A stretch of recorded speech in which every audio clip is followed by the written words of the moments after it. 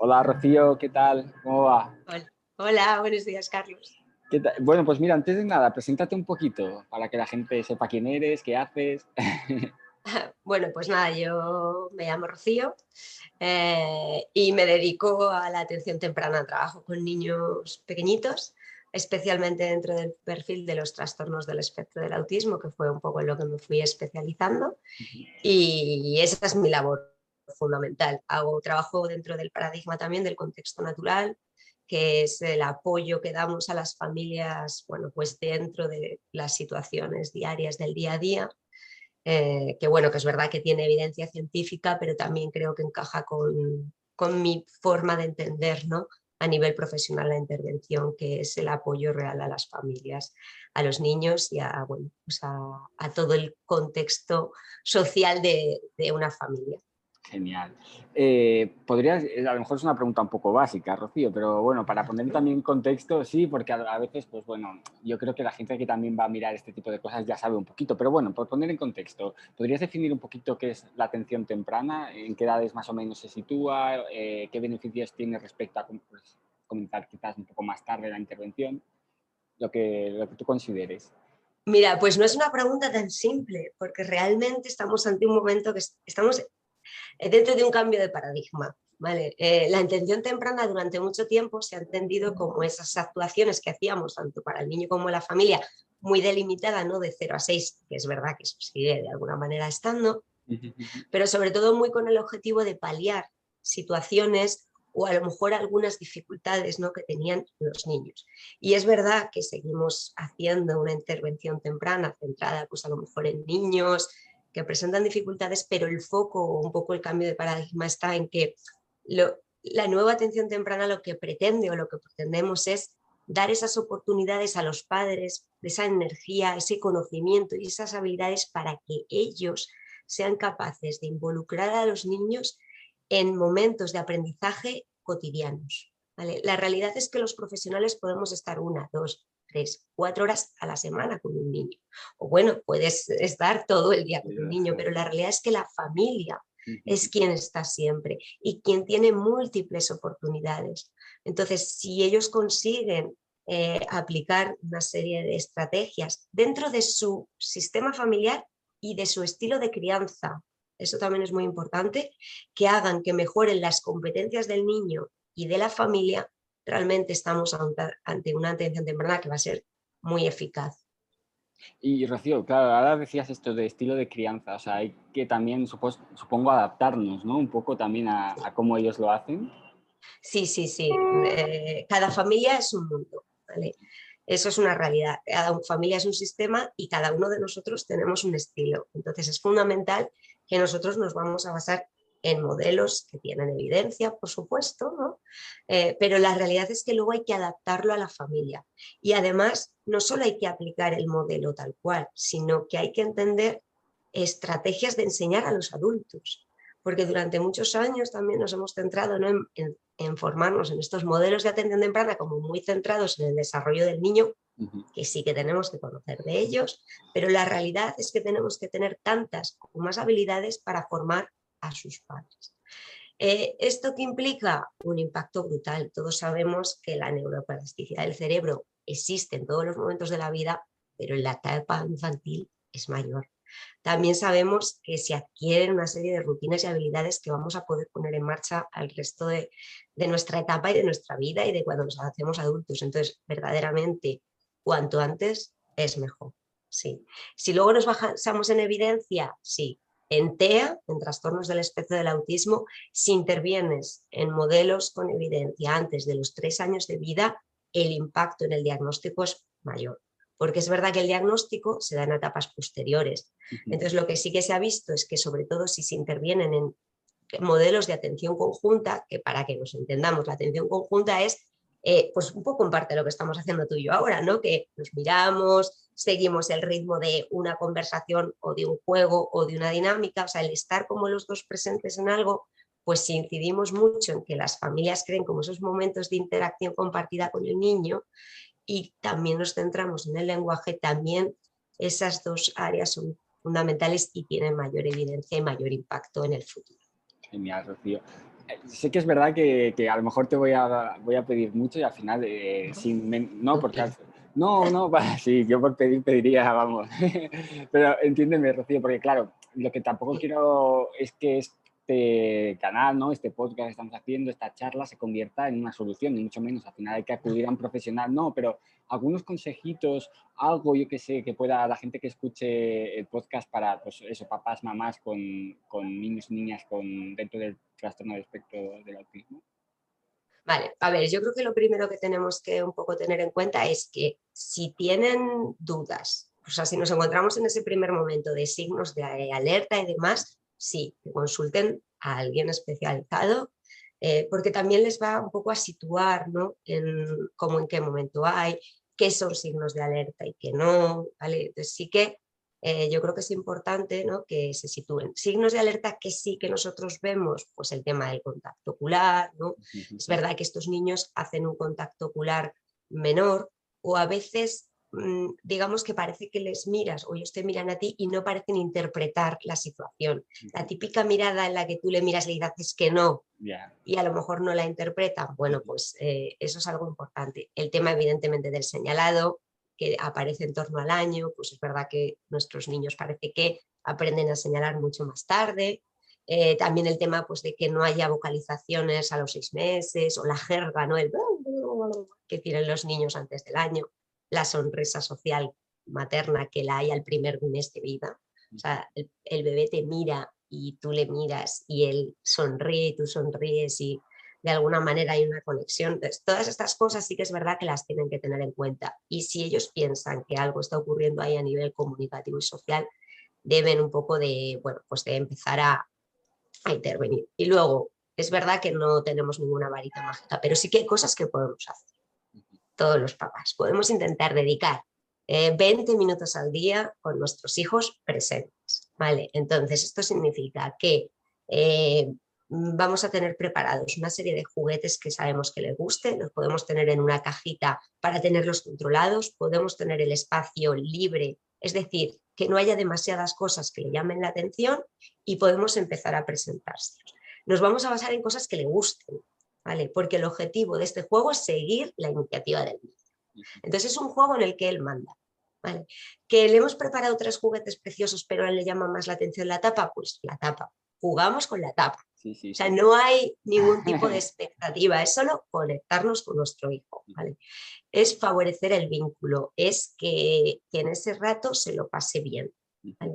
Por eso, si seguimos su iniciativa, él va a estar tranquilo, va a estar relajado y nosotros podemos crear momentos de aprendizaje. Si no tenemos lenguaje o si el lenguaje es muy pequeño, nosotros vamos a ponerle lenguaje. O sea, tenemos que empezar a decodificar lo que el niño hace. ¿Y cómo lo hacemos? Pues si él está mirando las ruedas del coche, decimos rueda. Si él rueda el coche, decimos rodar o coche o pelota o voto. ¿Vale? O sea, hay que poner palabras. Siempre con el lenguaje seguimos la regla del más uno. Yo entiendo que a lo largo de todo el día es difícil seguir la regla del más uno. Pero si en estos 20 minutillos que dedicamos a juego como consciente o presente o a pasármelo bien con mi hijo, tengo una mamá que lo llamaba la hora mágica de David y de mamá. Ay, Me parecía súper bonito. sí, Digo, sí, claro que sí. sí, es una hora mágica. Dice, ojo, es más mágica para él porque yo sigo siempre lo que él Claro, hace. claro. Que ahí está la clave. Sí, sí, sí, sí. Y entonces, si el niño dice, si ya está diciendo una palabra, el más uno sería ponerle 2. Vale, pues la pelota roja o Poco yo y Eli, o sea, hacer pequeñas construcciones. Entonces, esto es muy importante. Otra cosa que podemos hacer es repetir lo que él haga o imitarle a él. Vale, esto ayuda mucho a conectar con un niño. Es decir, que él se pone a hacer papá, papá con la tapa, pues nosotros papá, papá, papá, y además le ponemos ese sonido, ¿vale? No solo repetir lo que él hace, sino crear como pequeñas secuencias. Esto a veces a las familias dice, ¿cómo que tengo que repetir lo que hago? Digo, mira, cuando tú cantas una canción tipo, por ejemplo, muy sencillo, un cucu tras, es siempre igual. Cucu tras, cucu tras. Pues con lo que hagas vamos a intentar que tenga esta secuencia. Porque ¿qué ocurre en el cucutras? Que tú luego haces cucu y haces esa parada, que esa parada es el momento en el que el niño, si conoce la rutina, puede intervenir. Entonces, también enseñar a que las familias interpreten que cada momento de aprendizaje puede ser así. Crearle una pequeña secuencia y en esa pequeña secuencia metemos una paradita para que el niño la continúe. Entonces, el coche rueda, rueda, rueda y lo lanzo. El coche rueda, rueda, rueda y lo lanzo. Y la tercera vez que lo hacemos, que el niño está vinculado, decimos el coche rueda, rueda, rueda y paramos. Y el niño hará lo que esperemos. Igual estamos esperando una mirada, igual estamos esperando una sonrisa, igual estamos esperando que haga, ¡ah! Lo lanzo, lo que sea, ¿vale? Pero eso también, o sea, esas pequeñas dinámicas de juego repetitivo, ¿no? Sobre todo predictivo para ellos, también son muy buenas. Las famosas tentaciones comunicativas, ¿no? Pues ponerle cosas dentro de una caja para que el niño lo tenga que pedir, el subirle cosas a lo alto, el leer un cuento con el niño, ¿vale? Si le gusta. Claro, lo hacemos bajo sus intereses, pero a lo mejor leer el cuento pues puede ser que le señalemos, que le miremos. Entonces, esas pocas cositas generan mucho impacto comunicativo en un niño y en la interacción con su familia. Ay, Rocío, mira, estás hablando y digo, yo que trabajo también, digo, me veo muy reflejado, hacemos cosas muy parecidas, o sea, que bien, vamos en la misma línea. Mira, y una cosa que te quería preguntar, yo sabes que trabajo también en el sector, y lo que me estoy viendo es que vienen papás y mamás, ¿no? a consulta o cuando, y ¿no? Me dicen, mira, es que desde el cole han detectado, pero después los papás y mamás hay como, ¿no? Un bloqueo a reconocer que pueda tener algo más. ¿Cómo abordamos este tipo de cosas? Porque entiendo que es bueno, pues no es fácil, ¿no? Decirle a unos papás y nada más que su hijo o su hija tiene TIA. Claro, sí, no es fácil. A ver, yo creo que sobre todo hay que empatizar muchísimo. Yo hago diagnóstico. Una de las cosas que hago es que estoy acreditada en los modelos de diagnóstico, que para las familias, si nos están viendo, se pasa el A22 y el ADIR. La ADIR es una entrevista diagnóstica, el A22 es la prueba, el juego de evaluación, ¿no? Los módulos de evaluación para el niño. A ver, yo creo que hay que tener muchísima empatía. El diagnóstico es uno de los momentos más delicados y el prediagnóstico igualmente. ¿Vale? Nosotros no solo tenemos que pensar en que ese es el momento, sino tenemos que pensar de dónde viene esta familia. Y de dónde viene puede ser que haya familias que lleven 5 años en un programa de reproducción asistida para que llegue ese niño. Entonces, hace 5 años ese niño ya se estaba, ¿no? gestando, o esa idea de niño. Entonces, han creado una serie de expectativas como las creamos todos, ¿no? con los niños. Entonces, de alguna manera, cuando empieza a ocurrir algo, se encuentran ante un duelo de que algo pasa, que está pasando. Uno lo reconoce mejor, o a lo mejor la otra parte de la pareja no la reconoce tanto. Otros lo reconocen y es el propio pediatra o la propia familia, la abuela, los abuelos juntos, o los propios maestros los que no lo ven.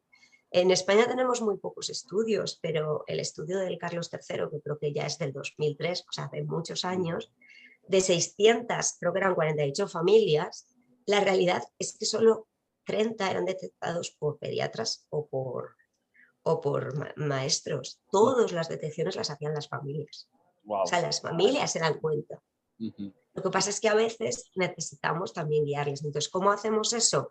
Pues lo más sencillo es preguntarles qué hace el niño, ¿no? Y entonces, cuando te van contando situaciones, tú les vas explicando, les dices, mira, también usar un modelo de screening, el MHATR, está validado a nivel internacional y entonces son 20 preguntas muy sencillas que lo que hacen es buscar estos signos de alerta. Yo siempre me baso en el MHATR y en el CSBS, que es un cuestionario comunicativo social. Y les voy haciendo estas preguntas en paralelo con, vale, ¿y cómo lo hace el niño? Y cuando tengo los indicadores le digo, mira, nos encontramos ante indicadores de signos de alerta de un trastorno del espectro del autismo. Te estará sonando muy grande porque es verdad que también hay muchos mitos y mucho desconocimiento de lo que es el autismo. Entonces, lo que tenemos que hacer es ponernos a trabajar, ¿vale? Porque claro, una cosa es detectarlo y otra cosa es ya dar un diagnóstico. Eso es distinto. También es verdad que hay que aclararles que si tiene muchos signos de alerta, es muy probable, porque es un trastorno del desarrollo, los trastornos no tienen cura, no es una enfermedad, es muy probable que el perfil vaya a ir por ahí, pero lo importante es que tenemos que empezar a trabajar.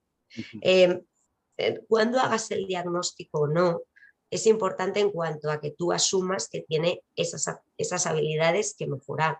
Pero la realidad es que si tú como padre ves los signos de alerta y te pones a trabajar, ya estás en esa línea. Entonces el diagnóstico puede atrasarse hasta los 3 y algo, siempre y cuando la detección se haya hecha y estés en un programa de intervención temprana trabajando en esa línea. Vale. Ay, qué bien, Rocío. Es que ya te digo, que cuadramos mucho, vamos por el Hombre, yo mismo creo que hoy en día ya sí. tenemos muchos conocimientos de la atención temprana y yo creo que ya vamos un poco todos como en esta línea, ¿no?, de trabajo. Totalmente, totalmente. Mira, te voy a hacer una serie de preguntas que ya cuando te envíe las preguntas, porque estos son, yo a veces pongo, pues, ¿qué os gustaría preguntar cuando voy a hablar con Rocío? Y me preguntan pues una serie de ítems. Entonces, mucha gente sobre la alimentación selectiva, o sea, tienen como muchas dudas sobre qué hacer porque ven que no hay manera. Yo he tenido niñas que a día de hoy también estoy haciendo como y hay como mucha rigidez, ¿no? Entonces, ¿algún consejo que yo también pueda recibir? Porque también lo Madre mía. necesito. Bueno, a ver, es verdad que es un tema que se pregunta mucho porque es real que existen muchos problemas con el tema de la alimentación, pero también tenemos que situarlo. Cualquier niño hasta los 6 años, o sea, entre el 15 y el 50% de niños que no tienen ninguna dificultad van a presentar alguna dificultad alimentaria. ¿Vale? El siguiente punto es que si además el niño presenta alguna dificultad en el desarrollo, el incremento es hasta el 80%, o sea que es real que a los profesionales se nos pregunte por la alimentación porque es una situación.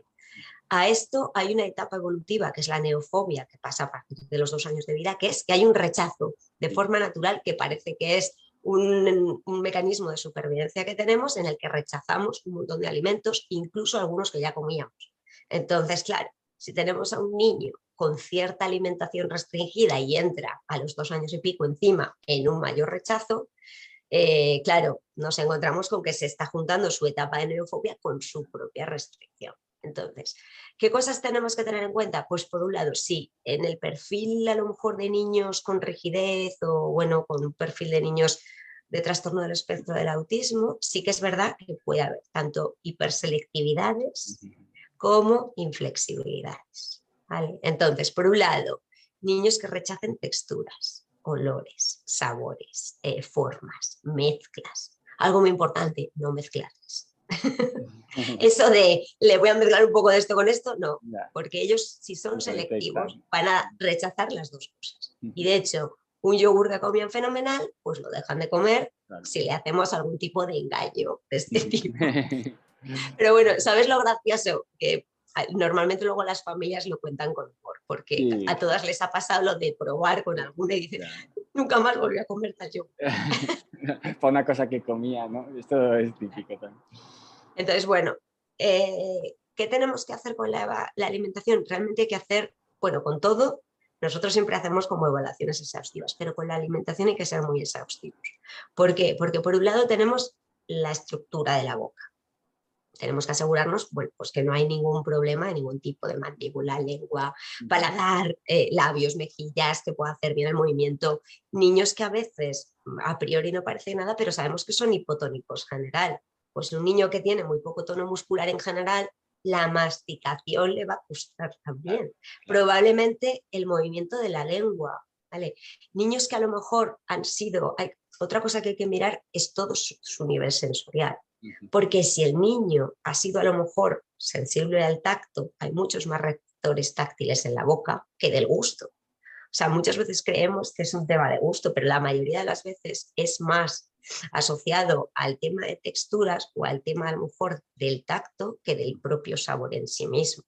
Luego también nos tenemos que dar cuenta que los niños también prefieren al principio los sabores suaves, dulces y demás, porque realmente también es como se va desarrollando el propio gusto, o sea, el propio sentido, ¿vale? Eso también es algo que tenemos que tener en cuenta. Luego, si los niños, por ejemplo, no han tenido estas exploraciones en el primer año de vida, pues la realidad es que les va a costar un montón mover la lengua, mover los alimentos dentro de la lengua. Entonces son niños que a lo mejor se mantienen en la etapa, ¿no?, como de presionar sobre el paladar. Entonces, claro, introducir nuevos alimentos cuando no tienes la habilidad, o sea, ya no es solo un tema de que soy selectivo, es que igual me convertí en selectivo porque tampoco poseía la estructura acorde a, por X motivos, ¿vale?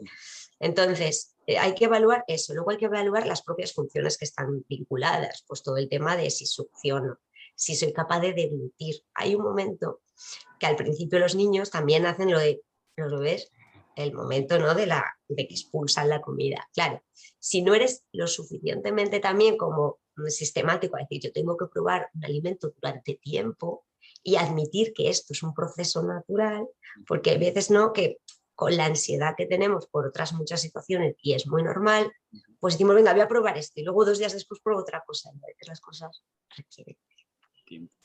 Vale. Entonces, bueno, también eso, hay que ver eso como un poco mástica. Pero bueno, algunas pautas generales. Los chantajes no, ¿vale? No. Lo que hemos hablado, los camuflajes tampoco, ¿vale?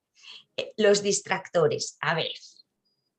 Yo entiendo, esto es porque esta es de las preguntas que siempre te digo. Yo entiendo que muchas veces utilicemos un iPad o la tele para comer o para otros momentos. Y es muy respetable, ¿vale? Mientras el niño no esté muchísimas horas en ninguno de estos medios, es muy respetable. Es verdad, por otro lado, que a veces no está percibiendo el momento de comida. Eso también es verdad, ¿vale? Pero si de momento es la única estrategia que tenemos para comer, pues igual hay que mantener. Que a la larga lo ideal es que él sea consciente y coma sin, bien. Pero hay una cosa que sí que podemos añadir, es que está el capítulo, la tele o lo que sea, mientras come. Es decir, estos niños que paran de comer por ver, no, se apagan. Vale. O sea, de esa manera hay un mixto. No es que sea súper consciente, pero sí que estoy comiendo. Vale. Entonces ahí, a ver, también tenemos que ser, pues eso, flexibles nosotros. Otra cosa importante es que todo aprendizaje tiene que ir asociado a momentos de calma. Entonces tenemos que empezar con calma y acabar con calma. Porque si yo asocio a la comida a un momento de estrés, ya no voy a rechazar en sí mismo la comida, rechazo el momento. O que sé que en este momento todo es muy tenso. ¿Vale? Entonces, también vigilarnos, los papás y nosotros, los profesionales, ayudar a que si un niño se ha atragantado un montón de veces, el hecho de empezar la comida, los papás ya están aquí arriba, lo cual es normal. Entonces, claro, la forma en la que ellos ya abordan eso, pues va a ser como más justo.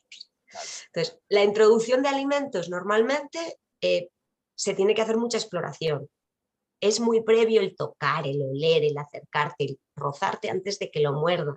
Entonces dicen, es que no lo muerde, claro, igual no ha jugado con ello. Claro. ¿Vale? Se puede ir haciendo, o sea, luego eso va a depender de cada niño, pues a veces se meten pequeñas rajillas, a veces en pequeñas pipetas para que vaya asociando el sabor, o sea, la introducción puede ser distinta. En niños que son muy rígidos y que ellos mismos controlan cómo se presenta, tienen que ser ellos los que hagan el acercamiento. Si es más pequeñito, igual sí que podemos hacer como estas introducciones, o si tienen mayor discapacidad intelectual, eso también. Y luego, si el tema es aceptar los nuevos alimentos, es muy bueno hacer un registro de lo que come y empezar partiendo de sus preferencias.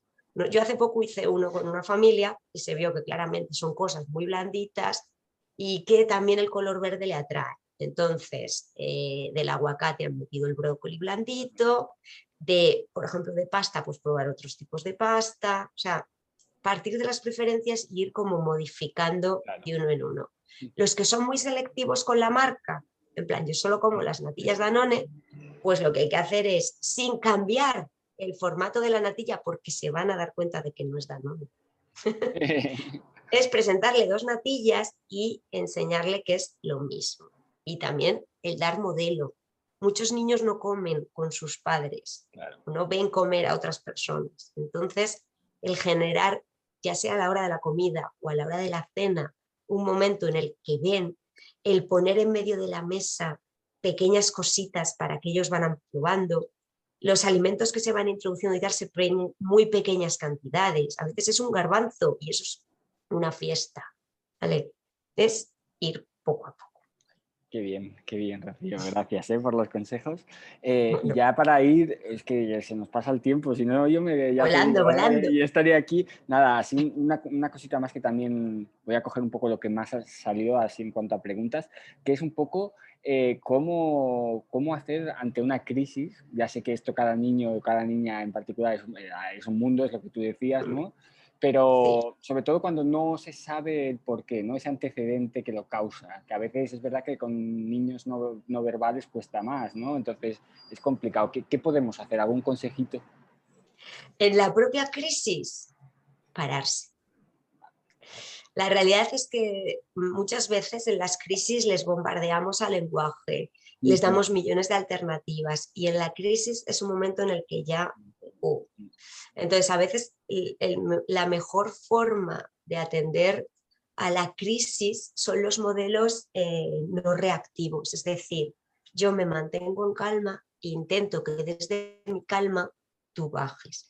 Y cuando él o ella empiece a bajar un poquito, sí que usar alguna estrategia, por ejemplo, el cambio de atención, el que aparezca una música que tú sabes que le gusta, ujú, una parada y entonces eso genere como el chip de pedir esa canción, usar algo sensorial. Por eso es muy bueno conocer a los niños. ujú, Si sabemos que hay algún olor que le encante, pues un ujú. par de, ¿sabes? Pues la colonia que sale y entonces el sentido del olfato no pasa por vía talámica, por el tálamo, entonces es el Ujú, que primero procesamos claro. a nivel interno del cerebro. Entonces, algo olfativo va a llegar muy rápido Ujú, y va a ser un estímulo que parece que nadie ha echado, pero qué si tú bien. a lo mejor introduces eso, o por ejemplo, si sabes que le encantan los masajes, a lo mejor empezar a echarte tu crema, esa crema que le Mm, encanta porque lo tiene asociado a la calma, ujú, ¿no? Entonces, sí que hay que entender las crisis como una curva, ujú. que cuando están entrando hay que intentar Hay que bajarles, no hacerle. es el momento de razonar, no es el momento de decirles si no haces esto, no.